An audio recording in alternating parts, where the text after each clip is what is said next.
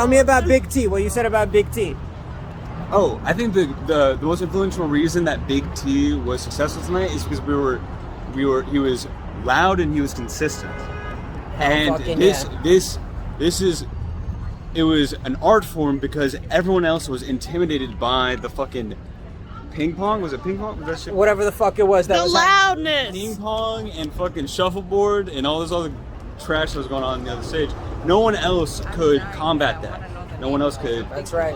That's right. You fucking heard it here first on the Break O Leg podcast. Yo. We're live from Far Rockaway in the Bake What Your Mama Gave You studios. Yeah. I'm over here with Tommy Farrell, a.k.a. Big T, a.k.a. Bake What Your Mama Gave You, a.k.a. THC TV. With Big T. With Big T, a.k.a. fucking, what's the other? Big T Everything. Big T Show. Big T Show. Find me everythingbigT.com. There we go. There we go. On my YouTube page. You have a pen pal service where I write the prisoners also. Nice. I do that also. I just smoked a joint today. I like to send them fucking pictures of my dick, so to remind them what a free penis looks like. Well, they're getting free penis. Yeah, they're getting plenty of free. But no, that's not free penis. That's jailed. That's incarcerated. They're paying somehow with the way they're walking. Check these out, guys. How official is this, yo? We're officially in the fucking Bake What Your Mama Gave You studios.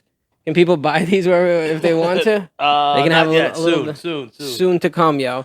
But man, it's a pleasure to be here. I'm happy that you invited me over. I'm happy that you don't understand. Big T is in pain. He's in pain and he's fucking weathering the pain to sit here and do this fucking podcast. So I appreciate that, brother. And listen, I know a lot of people won't believe me. I do go to a trainer 3 times a week, but behind all this fat is a person getting stronger. And it wasn't even like we did squats, deadlifts, all this other shit. It was just me standing on 2 yoga blocks against the wall doing leg lifts. Yeah. And for the last 2 days, I can't walk. It's that ancient Chinese torture. What I was going to say is you're not fat, bro. You're just hoarding calories. You know what I'm saying? You're just prepared for, I got to write that one down. Because if you ever see T on stage, T is a very animated character. I tried to photograph him a couple of times and he just moves every second. So for a big man, he can move. He can definitely move, Thank you, brother. Thank you. I used to just love playing basketball and surprise people with, you know what I mean? Like, oh, who's this fat fuck? I'm grabbing every rebound. You know what I mean? Moving with the ball. Yeah, man. You got that. I used to have this kid in junior high school named Hector, who was also like a big kid. But this kid used to fucking run like a sprinter. You should see him. And it was gracefully done also. It's, you got that inner fucking... Yeah, I got the motor. It's just the desire to run. I hate running. Obviously, a fat person saying that sounds stupid, but just it's bad for your body running. It's bad for you. It's bad for your joints. Yeah. You fucks your shit up. You run from a cop. You run from a dog. You know what I mean? Like, besides that, I think it's stupid. Yeah, man. man. Coming from a 300+ pound person, I sound stupid. But I mean, listen. I think to each their own. I think that I fucking live in Bay Ridge. We just had the New York City Marathon. And we just had fucking they shut down everybody's fucking neighborhood so these people from fucking Long Island or whatever can just come and run through your neighborhood. All over the world. Is that what it is? People come from all over the world to run? Yeah, fucking a lot of Nigerians killing it out there, I saw none of them. All I saw was just lazy fucking people just barely fucking getting through. Like you never see a happy runner except for maybe a Kenyan, not a Nigerian, a Kenyan. They're top of the marathon list of they just kill it. They're breaking records. You see happy bicyclists all the time. Yeah, though. I ride my bike. I'm happy. I'm high. Usually have my shirt off, dark shades. Nice. Some tunes or a funny podcast, the Break O Leg podcast as I'm riding around. You know what I'm saying? Trying to fucking just be happy, listening to some funny shit. Yeah, I mean, for people that don't know, we're over here in Far Rockaway, and it's kind of beautiful over here. We're right next to the fucking water. We're right next to the beach. We got that ocean breeze over here. Yeah, I have the garden on one side that we go rooftop to table medication. That I never had a garden in my life. I never did any of this. It just becomes your inner tribal person comes out when you start growing shit and eating your own blueberries and all this other stuff.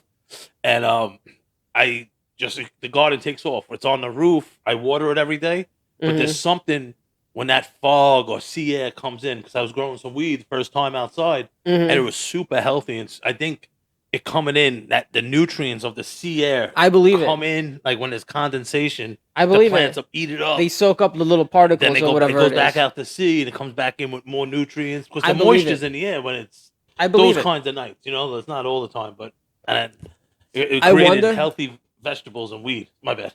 I wonder if there's some sort of algae or something. By the way, I've been holding. Do you have a light that I can use? This is what I've been trying to. Fuck! I can't even. Is it over there? I'll get it. I'll get it. I just put the lighter in the ashtray out. Bam. Yeah. And we're still going because the Break Oleg podcast. The ashtray too. Where's the ashtray? Yeah, I would be hospitable. You see me getting up. It's not a good look. I'm like barely like tap dancing on the beginning of my feet. I'm trying to stretch my legs out. I can't even fucking do it. I'm telling you, this is why I appreciate you, brother, because other people have been like, dude, I'm not fucking feeling well, da da da da. Big T's out here. But I love talking, and I couldn't cancel because on Wednesday night whenever I sneeze, I like to really lean into it. You know what I mean? Cock back and just fucking let it go. I'd rather a good sneeze than a bad blowjob any day of the week. Well, let me think about that. Really fucking had to fucking guide it through it. Like, no, do this now. You're right. You know what I mean? Like, come on, act like you've been there before. You're getting down on your knees or whatever you're doing. Yeah, no one wants to work, but if you're gonna go to work, do a good job at it at least. You know what I mean? Like, right? Unless you don't want the job or whatever. I mean, some people, you know what I'm saying? They're not fucking committed like they should be. But I sneezed and I popped something in my rib. Also, you just saw me when I was finishing the joint and trying to cough, and it was killing me. So now I'm like, I'm all fucked up from a sneeze and these little leg lifts that I was doing. Not even like something crazy. That just goes to show you that fucking you never know what's gonna do you in. You know what I mean? It's like fucking you can avoid this, avoid that, and then next thing you know, you fucking sneeze and farted at the same time or whatever it is, and like. People might beat cancer and then choke on a crouton and die. You know what I mean? Like, how crazy is that, though? It's like that's the world, man. That's the world we live in. You don't know. My brother, we're at a wedding. I didn't want to go. It's my aunt's ex-husband, but I'm still friends with my cousins. They wanted me to go, so I went for them.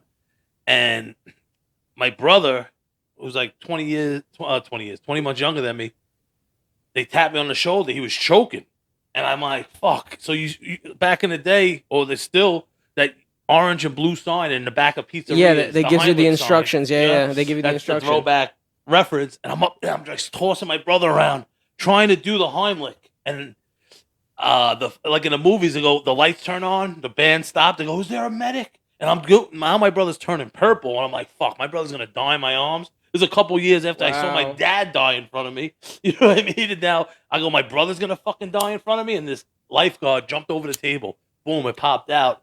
It was the salad portion. It was just a piece of mixed green that kept landing on the esophagus. Yeah, so like you're getting it up and it's not going anywhere. It's landing right back down. It was scary. My brother in my arms. And my brother's not as big as me, but he's big enough. And I'm like tossing him around like, yo, come on, I can't have you die on me. You know what I mean? That's crazy. So like you never know what's a piece of lettuce. You know what I mean? Like I remember in junior high school, remember how they used to give like those burgers in that foil? Like they used to give a burger and it came in that foil. I guess they microwaved them or whatever it is. Yeah. But I remember I wanted to go outside and like play, because remember how in public school, like you would have to fucking finish your lunch or whatever. When you're done, then you get the recess when you get to go out. But me, I wanted to play like Asses Up or something on the wall. Oh, classic. Remember Asses Up? I'm from Brooklyn. People would stand up against the wall and somebody would peg you with a ball. If you try to get the ball, touched it, and it touched the ground after. It's pretty crazy rules. You know, it's the best.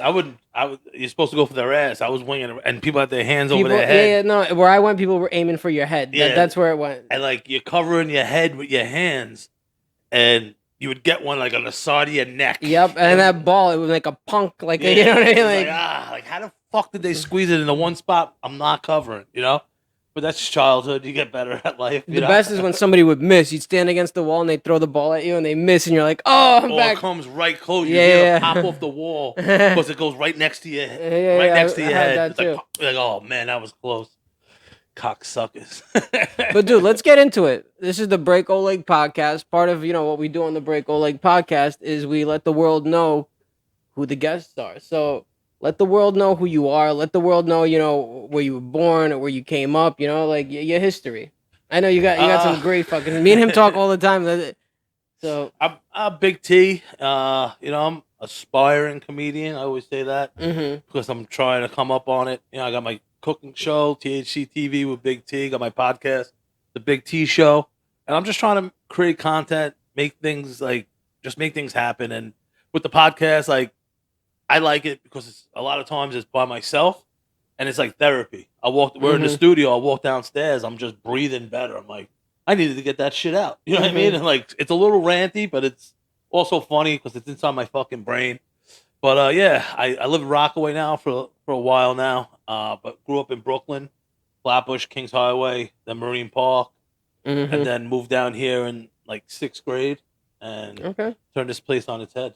Yeah, so you're a fixture. You're a fixture in the neighborhood. Yeah, if you don't know me, you've seen me and wondered what the hell this guy's doing. You've definitely seen him on the bike with his tits out. Oh, that's a given. That's a given. Then you see me at Stop and Shop, oh, that's the guy with the tits. I was telling you, honey. Look at him. Look at the way he's grabbing those cantaloupes. It's hilarious. He's giving himself a pap smear over there. That's pap the word. Smear. No, that's what girls do to find out that they have genital warts or whatever. That's the. But yeah, I used to work for UPS. Used to fucking sell coke. Used to be an out of control alcoholic. I got hurt at work. Buddy of mine, was a real good friend of mine. Another one of my friends passed away where I was right there, and I was like, "How much longer is the 360-pound cokehead gonna dance around the fire and not be the one that died?" And then a couple weeks later, just answer on Instagram. This chick was at some place, the Pit, with a friend who's on stage. I clicked on it. All this stuff popped up about classes. I was like, all right, if I don't have to get up to get my credit card, if I could do PayPal, I'll sign up for it. And I didn't have to. It was midnight. It was my last joint before bed. I signed up for it. A couple weeks later, I started the class, which was bullshit, but it got me on stage and been doing comedy since. So wait, I didn't know that. You started off with a comedy class. Yeah. That's interesting.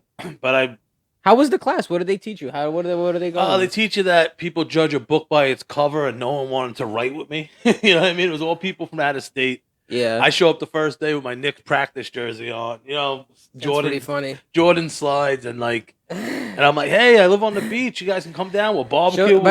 Show the camera. You're actually wearing Jordan slides now. These were actually the same ones. These are my hilarious. house sandals. That's pretty hilarious. They got retired from the street sandals. Now they're the house ones.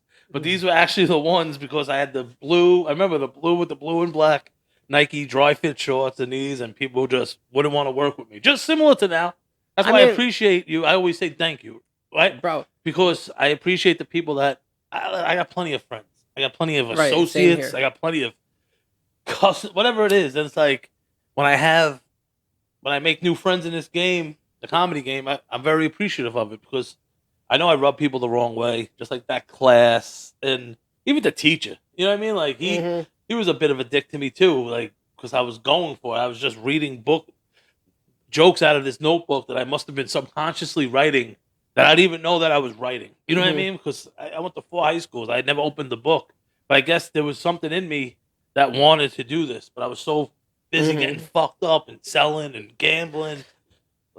Did you ever write when you were in school? Did you ever Nah, not really.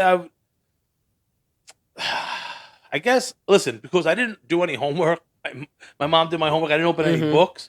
So I had to at least write and bullshit my way through those standardized tests. Because, until, junior high school, I was in the top class. And, your mom doing your homework aside, when you're taking those tests, that's when it matters. So I guess I was writing, but I didn't realize, my favorite thing used to be, the Mad Libs. I don't even, to this day, I know what a noun is. Person, place, a thing, right? Damn, son, look at you. But the other shit, I have no idea. You could go to China and teach English. But even people talk about pronouns, I'm like, I'm trying to get these nouns down, let alone pronouns. I'm still in the amateur realm. You know what I mean? Bro, half these motherfuckers can't even write a fucking paragraph. They're asking for pronouns, nouns, I'm like, adjectives. I'm an amateur noun. What are your, it's funny if somebody asks you for your pronouns, if you say, what are your pro adjectives?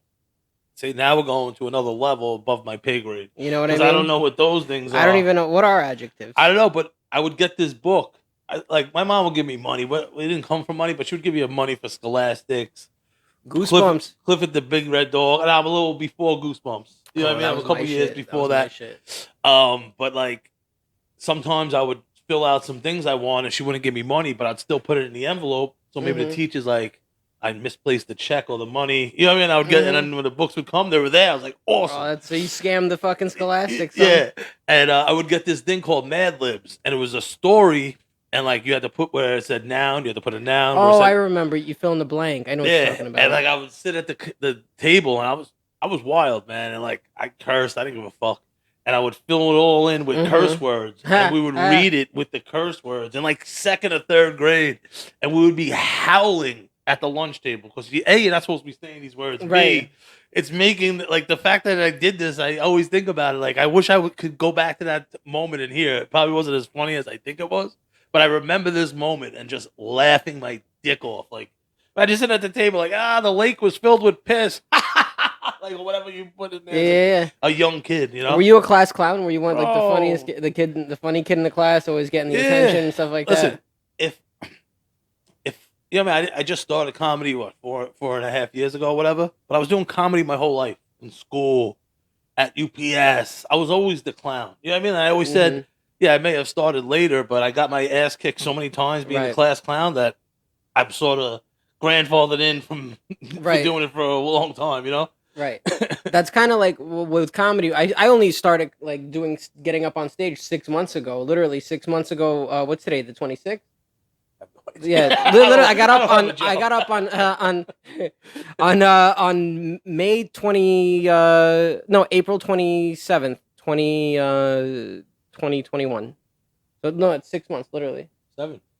No, cuz you go from like you minus 1 month if you count it like if you get what I'm saying? May, June, July, August, September, October, November. Yeah. I do the double in the beginning. So it's April to May is 1. Yeah. May to June is 2, June to July is 3, July to August is 4, August to September is 5, September to it's been 7. My math is all fucked up. It's been 7. You're right. You're a premature baby right now. I'm a and in real life also. And in fucking real life I was a premature baby. I was supposed to be a twin. I don't know if you know this about me, but I was actually supposed to be born a twin, and they call it when you eat the twin. One of us developed, one of us didn't, and as I like to call it, one of us had to go. It's like there's only one. Well, glad you made it. Yeah, I'm glad I fucking made it. Fuck that guy. Yeah. Fuck him. Yeah, he's in some landfill somewhere. I don't know. He's in Soviet Russia. Listen, he's probably in some fucking over there. Probably in some mason jar. Stealing his DNA and making. That's my DNA too. Yeah, there's probably a you over there that they clone. They're doing wild shit in Russia. Yeah, Russia's fucking crazy. Everything's crazy. But yeah, man. So you've been doing comedy for 4 years. Yeah. And tell me some fucking stories, dude. Tell me how's the journey been? How's the fucking? It's been up and down. I was in a bad relationship for 1 of the years, but I got some material out of it and life skills of how to get out of shitty situations. Right. But I love it, man. It's something I should have been doing my whole life. But know what? I don't look at it like that because the trials and tribulations of my life of being a knucklehead gave me a lot of stuff to talk about, or a different disposition in life of maybe appreciating things more. Or I think that's the one thing that I've noticed with some of the younger guys that do comedy. Even if they've done it for like a couple of years, which is a lot more than I've done. But what I was gonna say, I'm all over the fucking place. But what I was gonna say is that even they lack a certain life experience with some of the stuff, and I think like only life kicking you in the ass over and over and over and over again, and you getting up and laughing about it. Sometimes that's what kind of builds some of these like comedic chops or whatever it is. Yeah, it's something there. It's something. I bet you if you talk to a therapist or something along those lines, it's something, right? And I couldn't get out of my own way. Just fighting people, just stupid shit. Always getting arrested and like. But coming out on the other side and still being me, still drinking all weekend at after hours and making people laugh. And, you know what I mean?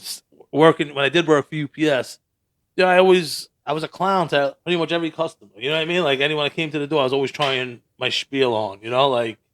But, I mean, the ups and downs, making some friends, I love meeting new people, but I'm also rubbing people the wrong way and seeing a different side of comedy, the clickiness. Well, I think also like I'm also kind of a dirty comic. You're a dirty comic, and I think like what I've realized recently is that there tends to be more of like a clean people. You know, I don't even know who decided that like the clean is the thing, but it's like there seems to be people that like they click around with more towards cleaner shit. Nobody's really. Yeah, I wish I was a dirty comic. I'm talking about my life. You know what I mean? Sorry, it was a little dirty, and like I'm being me. People that they're being them, and I they want clean. It's like I have some comics like if I talk about something like regardless, let's say I'm talking about something Jewish. You're Jewish, right? Like as a comic, you give me more leeway. All right, let's see where he's going with this. Right. Some of these comics check out right away. It's like, yo, you ain't the audience members. I understand every room's not meant for everyone. Right. And like some of these comics, they fucking judge you. Like, yo, we're in the same union, asshole. Right. I got your back with your fucking shitty comedy. You know what I mean? Like your little fucking clean bullshit, whatever the fuck it is. And like, I feel them turn on me. Like, even like if you're a trans comic and I'm making a trans joke, like, yo, we're part of the same team. You're part of the trans community or whatever it is. I'm just using examples. But like, we're comics first. You know what I mean? Like, I that's how I feel. And also, we're all, for the most part, like, unless somebody's really serious about something, assume it's a fucking joke. Even the most, you know what I mean? Like, it's a fucking joke. Like, this guy drove all the way from Far Rockaway to get his Nazi propaganda out. Like, no, I'm trying to be funny about it. And, you know what I mean? Like, if you think I just keep going up saying the same stuff and keep getting the same result of people not laughing? No, it works. It may not work everywhere, but know what? Right. How do you find out unless you try it? Right. Like, and yo, I swear that comic union mentality, and I see them check out. It's like, yo, you're not even a comic. Like, yeah, like I'll say that in the sense of, yeah, like you're supposed to have comics back. You know what I mean? Like that's the comedy that I think about. Do I see it a lot? You see it more with more highly talented comics. You know what I mean? Like, right. I think that's what it is that you're looking at like maybe perhaps like a open mic. Whatever it is, because that's all, you know. But it's hard to crack the code, so I do a lot of open mics, you know. Me too, man. Yeah, but, obviously that's where we met. Yeah, that's where we actually met at Belladonna in Astoria, Queens. You know, and that's kind of like the great thing about people who've never done comedy and who've never done open mics is that you kind of do go out there and you get to meet people. And the cool thing is, when people go up and they try to like, you know, be funny, you get to see people's personality. You get to see who's like how people really are at some sort of ways. You know, they're letting their guard down and being vulnerable in front of a room of people. That's, you know. And then when you get the responses, like maybe someone judging you or someone judging me, you see their personality as cardboard. You know what I mean? Right. Spineless cunt jellyfishes that are fucking like, you're not the judge and jury. You know what I mean? Like no one wants to hear about the fucking L train. You know what I mean? Like, I'll listen because you're on stage saying it and you're a comic. I want to respect. You know what I mean? Like, obviously it's something that bothers me. One thing that I've noticed at the mics is that, like, I guess because I'm new or whatever the fucking reason is, I get put on last sometimes. And one thing that I've realized, most of the open mics that do like a bucket thing, the bucket is all bullshit. Yeah, it's rigged. It's all bullshit, guys. Anybody listening to this? We're fucking blowing the lid off the fucking the conspiracy and the fucking. It's all rigged. And usually it's guys that go up first that are like more on the circuit that have been doing it longer or whatever it is. And it's cool. Listen, it's good to watch people that are better, but I don't think all of them are necessarily great. And I think some of them are also trying material. And I think like, you know, people bounce and then, you know, they do their shit. They fucking bounce. And then if you get put up towards the fucking end, you're just in a room full of like a few people, and most of those people don't really care at that point. Yeah, listen, that sucks, and I try to stay to the end because, like I said, unless I always also try to stay to the end. Like if I have a mic or somewhere else to go, which I don't know, it's not that often. It's like, all right, I drove all the way here. Let's see what these shitheads have to say. And shithead, I mean that loosely, like. Shitheads could be anyone, a group of people. Like, it doesn't mean right. No, there's a lot of cool kids out there. Also, we're not talking about anybody specific. I'm just saying, like, whoever's getting on stage, and I mean that in an endearing way.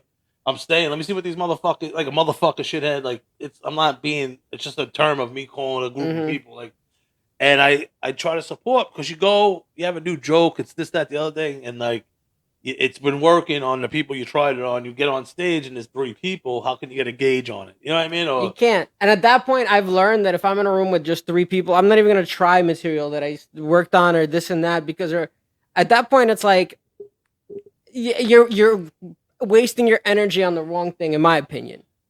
Listen, but with everything we just said, like bashing the people that leave, and there's only 3 people left.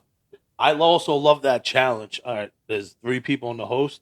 Let's burn this bitch down. Let's make the 3 people here fucking laugh. I like it. I like it also, but I think it just after a while you're like, I don't want to fucking do this shit. Yeah, and the bucket rigging stuff is just it's for the birds, man. I like just chance. You know what I mean? Like I like that. Yeah, or when you show up, whoever shows up, there's a list. You sign up for the list. Whoever's on the list first gets called up. Whoever, that's also. But you know what I mean? I do love this shit. I love the grind. People like talk about the grind sucks. You know what I mean? Oh, the grind comedy, it's a grind. Like go work 60 hours a week in East New York delivering packages. Yeah. Like 200 stops a day for UPS. It's not envelopes. It's Bowflex machines. It's fucking cabinets. It's fucking everything. Electric bikes now, probably. I haven't worked in 5 years, 6 years. It's like, go do that 13 hours a day. Just carrying around people's shit. Yeah. I mean, like, meanwhile, I'm smoking a joint on the way to work now. Once I get off with my set, which was my job, I eat an edible. You know what I mean? Like, if I feel like it, I'll smoke a joint on the way home. You can't do that with UPS. No, you can't. That's not a grind. UPS is a grind. You know what I mean? Go do some fucking hard work.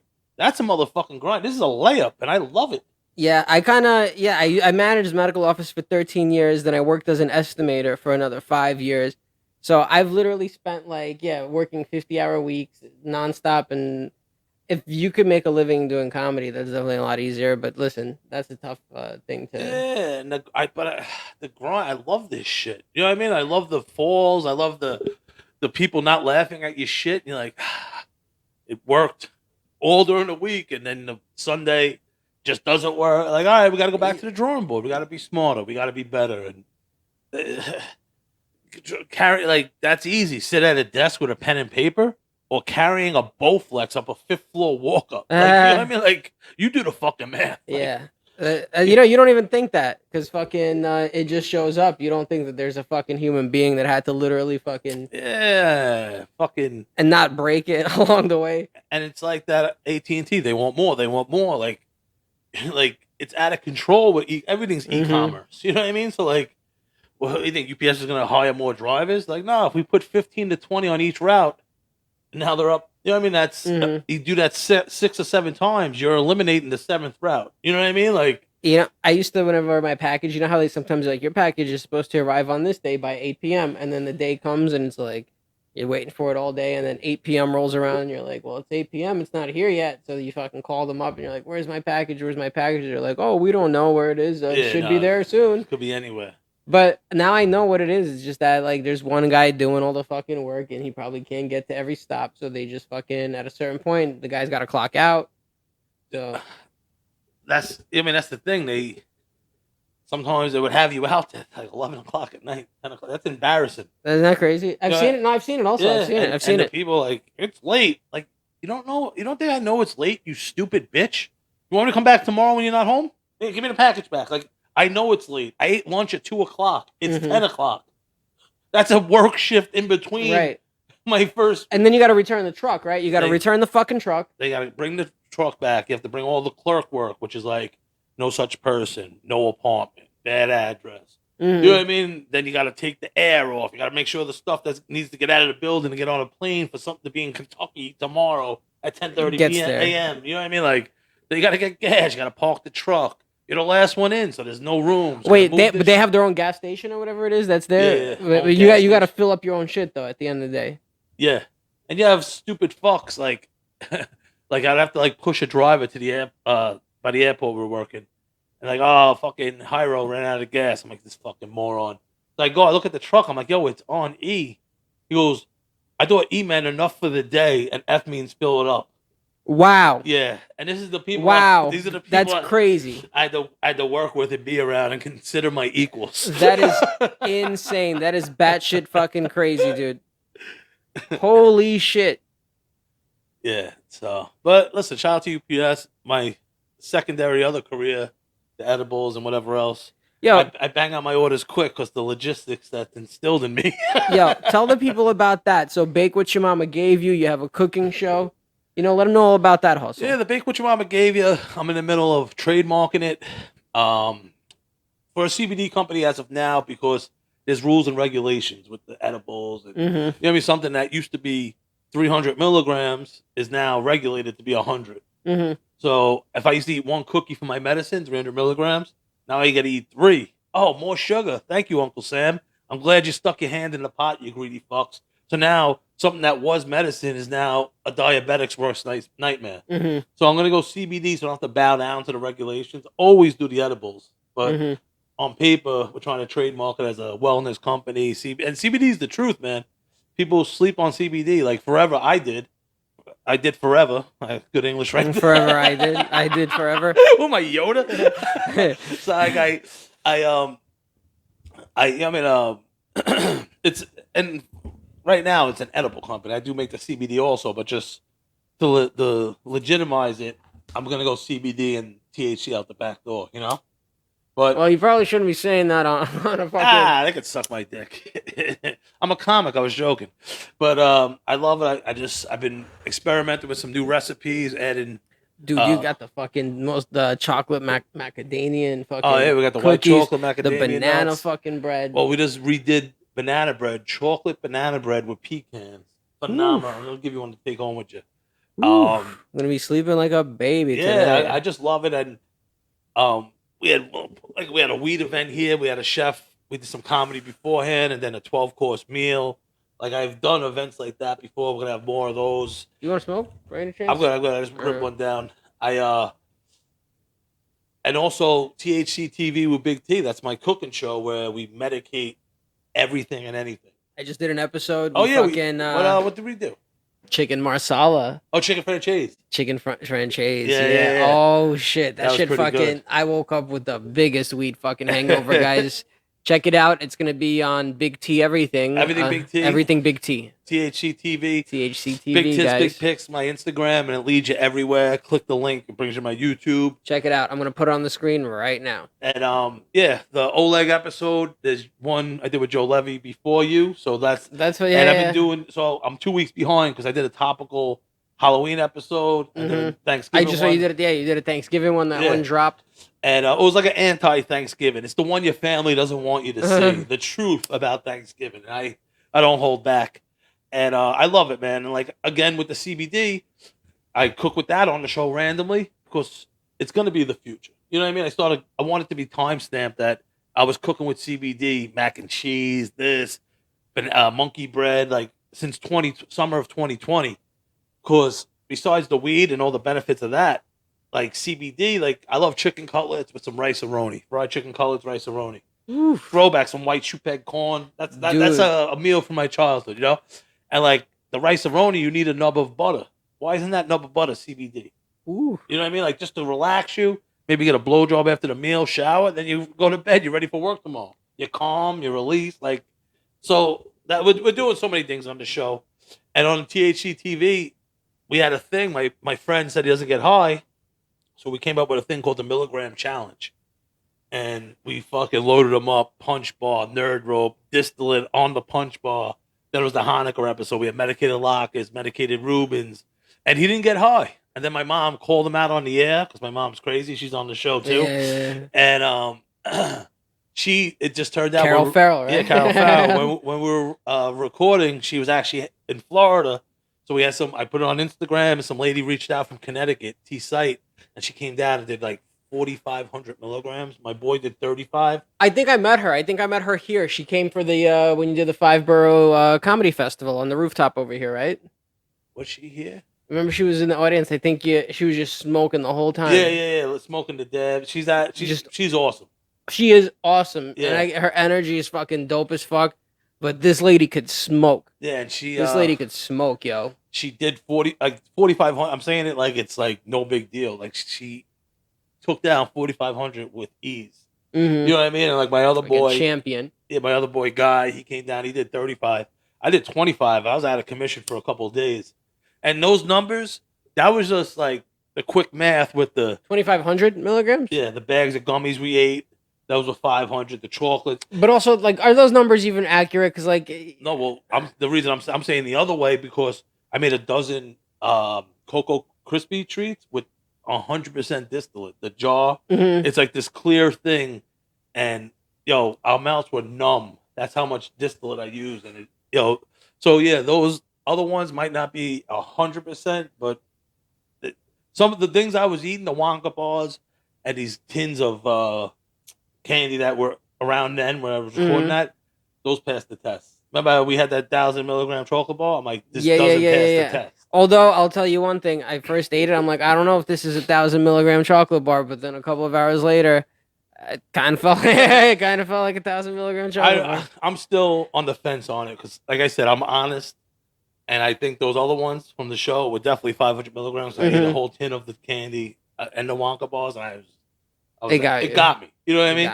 And when something gets me, I'm like, all right, it's strong. You know what I mean? Because my fucking tolerance is shot. The other day, I had a fucking 400 milligram Hershey's bar. I don't know if you ever heard of them, but I had like 3 of them actually. Not back to back, like one every day, and stuff like that. But by the third day, it wasn't even hitting me anymore. It was just like eating chocolate. That's all it was. So it's like you got to switch it up, or like you said, some things aren't what they say they are with the milligrammage, which pisses me off. Like you're not fooling anyone. Maybe you're fooling some people. No, they are fooling some people. Because listen, if somebody who doesn't smoke or whatever has like a very low tolerance or whatever it is, they're not gonna fucking Yeah, but that shit doesn't get past me.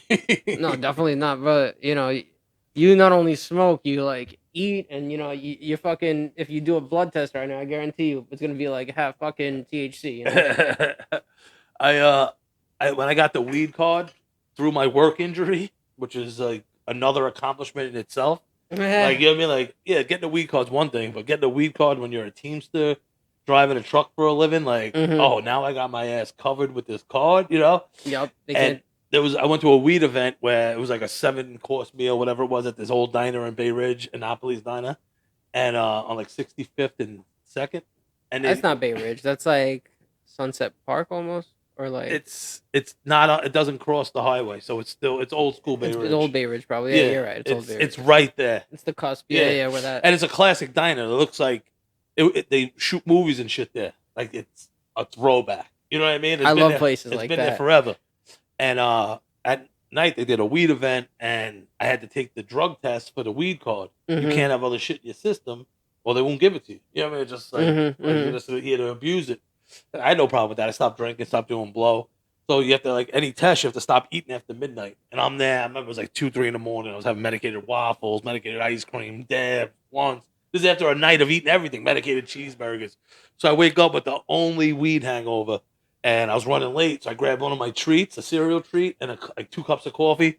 And that was my breakfast. And like I'm driving there, like in the weed hangover, I'm like, fuck, I wasn't supposed to eat anything before the test. Let alone have one of my cereal treats loaded with THC. Oh shit. The shit from the night before. I took the drug test. I come back a week later. This guy's like 90 years old. He's walking like how I'm walking, like all crippled. He comes in, he's like holding the chart sideways. He's like, it's like probably, it's like on a, like you said, a normal day, I'm off the charts. And he was like, wow, do you just smoke weed from the moment you get up to the moment you go to bed? I'm like, yeah. He looked at me. Like, yeah, pretty much. Just stamped it approved. Like, obviously, this guy has issues. It's funny. Somebody once asked me, it's like, how often do you smoke weed? And I say, only once a day. It's from the time I wake up to the time I go to sleep. It's only one big time. And this, I wish I seen it. I wanted the card, so I didn't want to be like, hey, so what was the number? What are the privileges you get with the card? I don't know. I had never used it. I just wanted it. But when I was still technically working for UPS. So they couldn't fuck you in case... Yeah, and like I said, just to get something from workers' comp, like a weed card, it was great. Mm-hmm. You know what I mean? Like, they were trying everything with me. They tried acupuncture, weed cards. I'm like, this is great. Like, this injury is amazing, you know? Were you doing coke and booze while you were working for UPS? Of course. I would go there still drunk, deliver my airs, and then, like, after 10:30, like we had to deliver the next day by 10:30, the envelopes that people pay a lot of money for. I'd look on the wheel well in the back under the shelf. I'd clear whatever out. I'd grab for like a CVS bag with like a blouse in it as my pillow, And I'd set an alarm and go sleep it off under the. That's hilarious. But I got a DUI in my UPS uniform, not on the clock afterwards. Oh fuck! And that's how was it like sitting in the cell with the fucking with a UPS? They're bringing me in central bookings. All the young kids are running up to the bars because I'm in full uniform, and they're grabbing the bar like, man, they're arresting UPS, they're arresting everybody. You know what I mean? Fucking hilarious, yeah. Like it was a fucking. Even UPS ain't safe on these streets. They're arresting UPS, they're arresting everybody. The kid was so they're outraged. It's probably like if he went to therapy after whatever, that kid's probably still talking about. That's hilarious.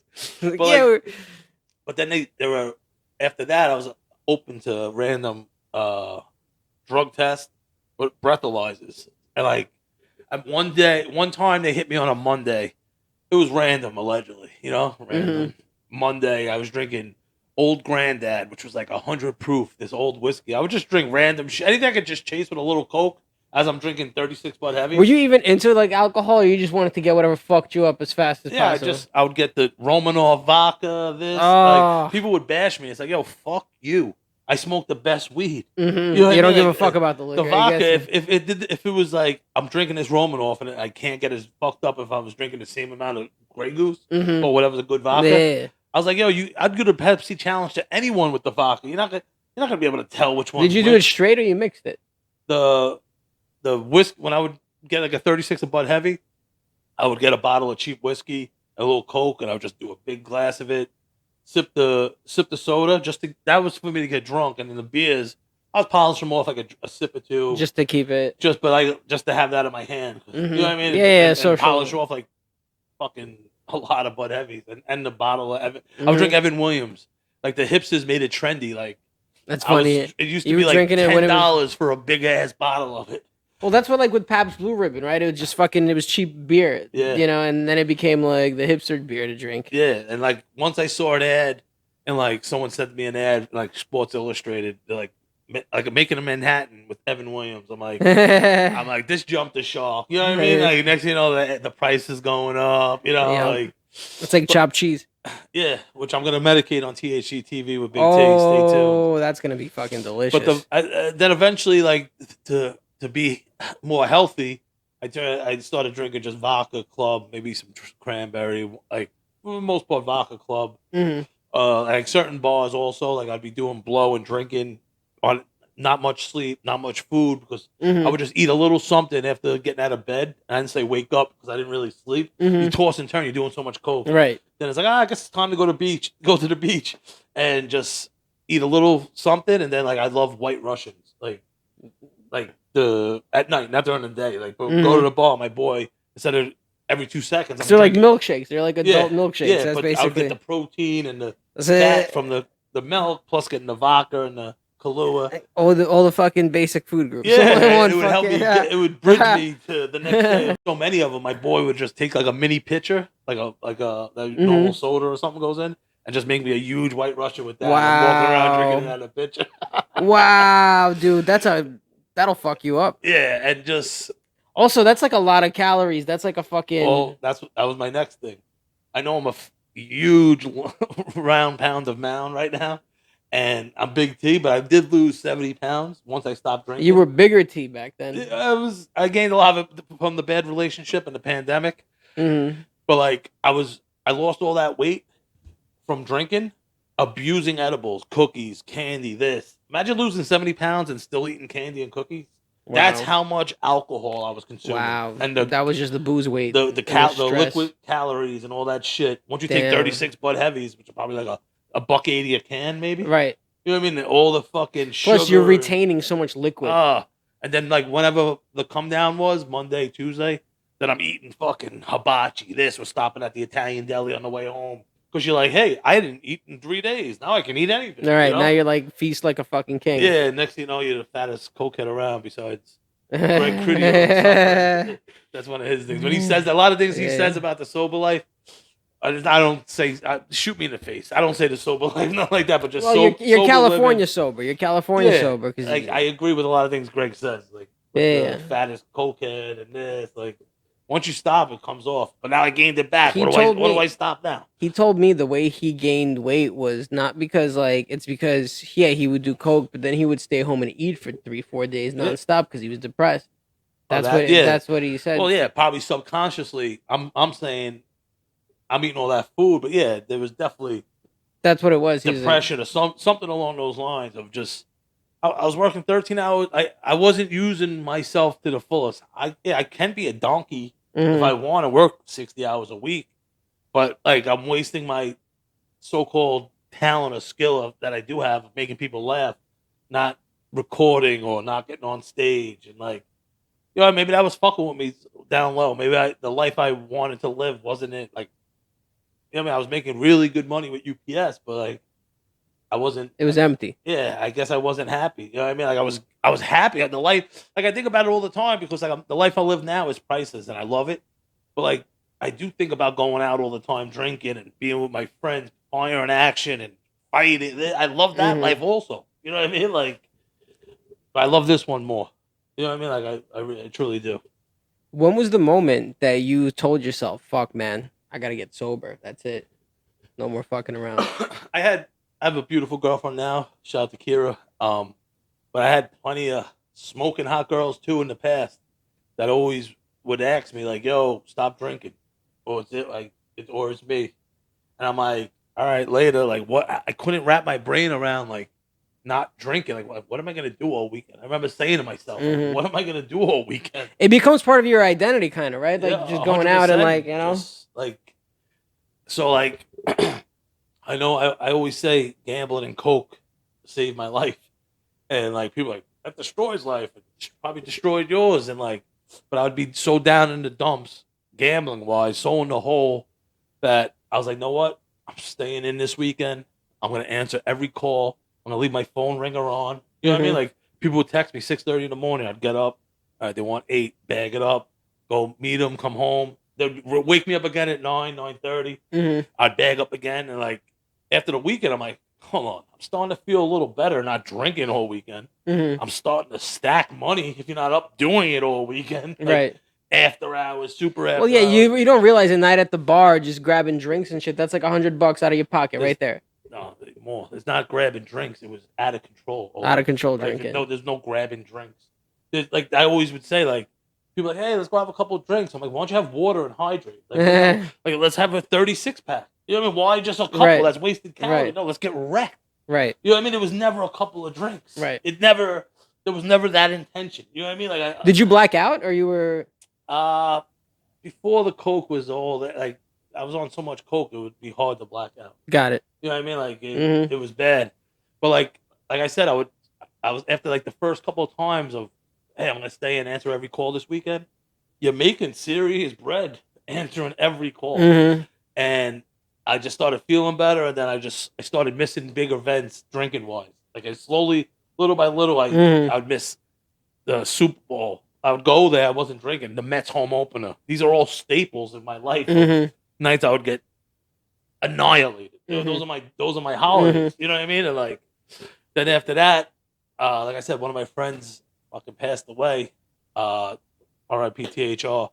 I was 10 feet away from the car. I just got a chill in my neck. And like, how many times, like I said, am I in the car? I'm shotgun because we're all gonna hop in someone's car quick. Or they took my friend's car who had the radio running after one of the bars and crashed and died. I was like, wow, both people in the car. No, there was one person fucking was in a like medical induced coma for a couple of days. He's back to normal, but my one friend passed away, who's my right hand. Sorry to hear that. You know what I mean? Like, and I was like, how much longer closer is it till it's me? You know, like that was the last straw. Like I lost other friends like in front of me. Like it was just like how many times? Like it was just you saw the fucking where the road was gonna lead to or whatever. And then I stopped, and then a couple weeks later, smoking a joint before bed. Time on my hands, you know. I'm usually out at this time, 12. This is like that's like 8 o'clock for me. You know what I mean? Like midnight. And I saw that class. I signed up and just started doing open mics like a week later, maybe. That's crazy. I was like, when did we start? When did you do the open mics? He goes, why aren't you doing them now? I was like, I don't know. That's why I'm here. Were you nervous? Were you nervous the first time you got up on stage? What was it like for you? What did you feel? The first time I don't remember. I was just because I was reading off an index card. Because I was like when I started UPS, the guy's like, before it was all electronic in that machine, the diad, like where you have to sign. That like before that, you had to remember your next 10 stops. I was like, what? How much weed I smoke? You know what I mean? So I was always opening the door, like, what's the next package? Or writing it down. You know what I mean? Like, and with comedy, I couldn't remember my jokes in the beginning, and I had them on index cards, like on stage at the Creek in the Cave, and like I don't remember the first night. It was the Creek. The Pit. You said was the first place or whatever. Well, that was the class. That was the class. They had you go up at the Creek in the Cave or whatever it was. No, I bought a couple of months before. I bought all the sound podcast equipment from some place in B&A. No, Sam Ash on Flatbush. Okay. And the girl that was working there we're talking about when I went back there to get like something. She brought up the Creek in the Cave. She's like, "Oh, Big J tried having a threesome with me," and I didn't know who that was. Big J Okerson. Yeah, I know who it is. So I later played That's in an offensive fucking Fight Club.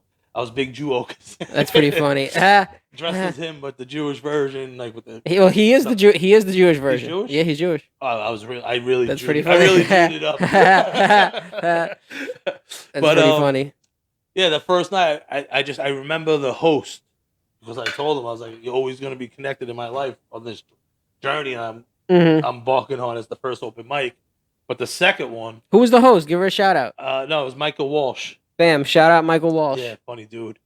But the second one I remember, there was an energy, there was a vibe. The first one, it was just I remember it wasn't that crowded. It was just a decent amount of people. The second one I went to. Might have been a different day. It might have been like a Friday. Because I'm like, they do these every day here? You know what I mean? Like, I'm like, when's the next one? We do them every day, 4 times a day. I'm like, oh, shit. Right, that's how this place stays open. The Friday, there was an energy. There was freaks. There was hipsters. There was this. There was that. There was this. And it was just a crock pot, a melting pot of every kind. I'm like, this is comedy. You know what I mean? Like, I met the guy over there, Mateo. He's on stage with a baby blue members-only jacket. This, like, wild haircut, and he's doing all his crazy stuff. I'm like, wow, this is comedy. That's pretty funny. Know what I mean? It was just like, this is like, did I belong in that room? Like, look wise? No. But did I belong? Yeah. Like, you know what I mean? You're like, you found the freaks. You're like, yeah, I'm amongst the fucking freaks. They may not like me, and there's a couple people. Shout out to Ernest James. He Ohio comic, lived here forever, doing comedy, moved to Denver, doing big things. And I mentioned to him when he came as a guest, but become my guest on the cooking show. I was like, "Yo, Ernest, I remember you were in the second row," and I'm like stumbling through a joke on index cards, and he's like, "Once this guy gets off those index cards, I want to hear what he has to say. This guy's funny." And this is me just stumbling. Imagine going on a mic and seeing me with index cards. It's pretty funny. But I had no other. What else? You don't even bring a notepad up with you right now. You don't even you don't bring nothing up with you. No. And you just go. And I think about those moments and just once you get off the index cards and everything else, it's like, oh. And I'm trying to still find myself, man. I know it's 4.5 years in. I got plenty of stories and this. I talk a lot of stuff that's personal in my life or what I see or what the world gives me. And I love it, man. I love it too, man. I was going to actually say this before. I remember now. This was where I cut myself off before when I first started comedy, it's only been 7 months, but I've been doing art my whole life, and I've been professionally doing art for the last 7 years, and there's so many parallels between art and comedy. For me, I've said it on a different podcast that to me, comedy is the performance art. Art, to me, comedy is the graffiti of performance art. You know what I mean? So to me, I'm like, it's just fucking you're free. You're free. There is no rule. That's what I loved about graffiti. It's the same thing with comedy. But I feel like now they're trying to put rules on it. Yeah, that's why you see me bucking back. So I don't do the rules. Yeah, me neither. I don't give a fuck about the rules. Yeah, my whole life since I was a kid, I don't. My ex diagnosed me with occupational disobedience disorder, and it makes sense. You tell me no, I'm going the opposite. You tell me something, I want to go the opposite way. I can't help it. You know what's funny? I was actually talking to my friend Dakota about this yesterday, where I'm the type of person that even if I was gonna do something, but then somebody tells me, "Oh, you need to go do it," right away, it turns into a U-turn. I'm like, "Oh, now I'm not gonna do it." Yeah, it's instilled in me. I don't know. Maybe it's the public school in us. It's something about you shouldn't listen. You shouldn't. Yeah. I don't know what it is. I don't know either, man. Sorry, man. I'm just trying to stretch these legs. They're bad. How long have we been going for? It feels like it's been 56 minutes, dude. Actually, something like that. Been a little bit less than 56 minutes because it's been rolling. But figure we wrap up in a few minutes, man. Yeah, what else? Anything else? I'm sure there's a bunch of shit we did. Shit with you. I appreciate everything, man.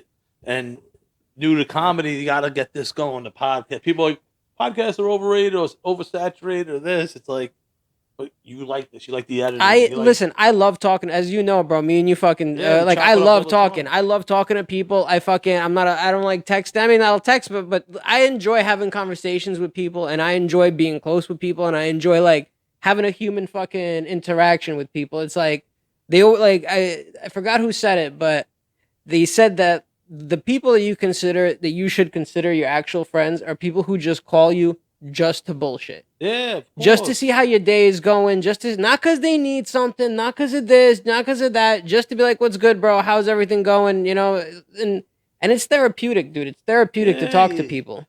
Listen, especially when you can talk to the person and it's the nest. You know what I mean? You can say things. Right. You can try to push the limits and make that person laugh or whatever it is. Like, you're not like, all right, they're recording me. They're going to go play this somewhere. Not that we're saying fucked up shit, but you know what? You want to be safe that if you do say fucked up shit, right, you know you're in a nest. And that's the people who I like care about, my friends. You know, that 30 years plus, 20 years. I still continue to make new friends that are close to me, and we talk all the time. And you know what I mean? It's important, man. It's important. One of the things in my writing process is actually just talking to people and just joking with my friends and stuff like that. And if I could find something that makes a friend laugh, then I know that shit is funny. It's like the start of a premise, you know? Right, like that's how I know. And like I have that with you and a couple of other people that I talk with, that I know that if I can get you to laugh on something, I'm like, oh wait, that shit's funny. It's you know, it's something there.